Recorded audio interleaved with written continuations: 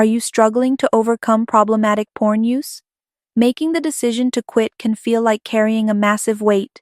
It's tough, often lonely and frustrating, but you're not alone. We see you. We get it. Recovery isn't a straight road. It's a journey full of twists and turns. Today, we'll guide you through what real recovery looks like. It's not about quick fixes. It's about lasting change.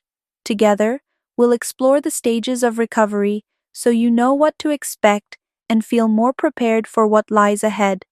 Most importantly, let this be your reminder. Progress takes time, and every small step counts.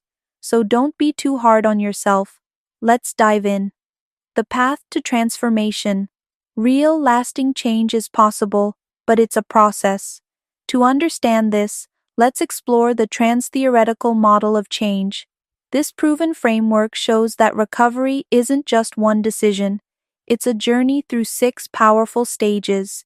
Each stage is a step forward, even if progress feels slow. If you're trying to quit porn, knowing where you are in this journey can make all the difference. Stage 1. Precontemplation.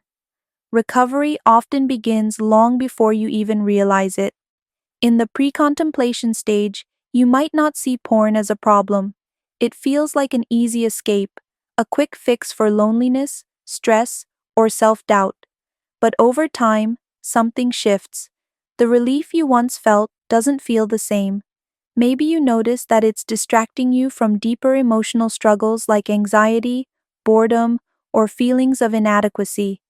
This subtle shift in awareness is what leads you to the next stage, contemplation. Stage 2. Contemplation. In the contemplation stage, clarity begins to emerge. You start noticing how porn affects you. Maybe it leaves you feeling anxious, disconnected, or guilty afterward. Maybe your relationships and overall well-being are taking a hit. You're thinking about cutting back, but the idea of quitting still feels overwhelming. And guess what? That's okay. There's no rush. Right now, you're gathering information and reflecting on your feelings.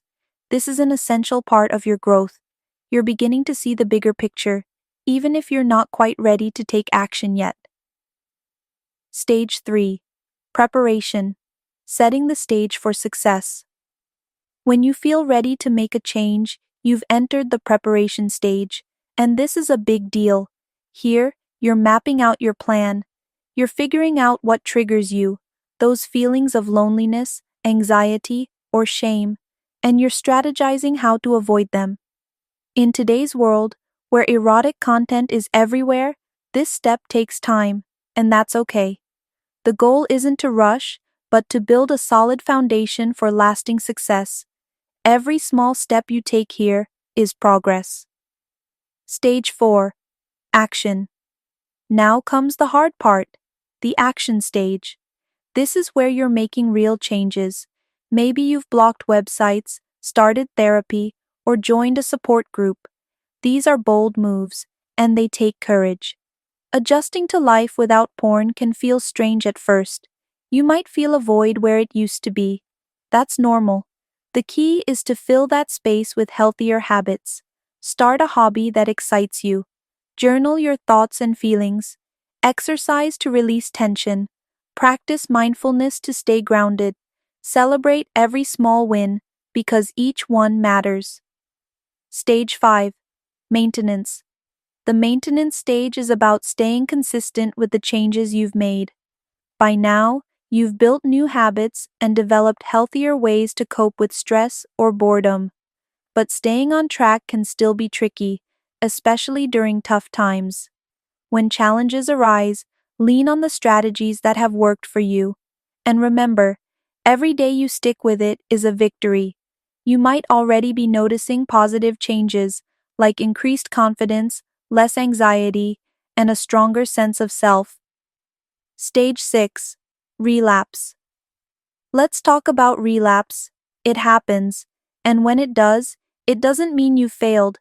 It means you're human. Recovery is a process, and setbacks are part of the journey. What matters most is how you respond. Use relapse as an opportunity to learn. What triggered it? What can you do differently next time? The important thing is to keep going.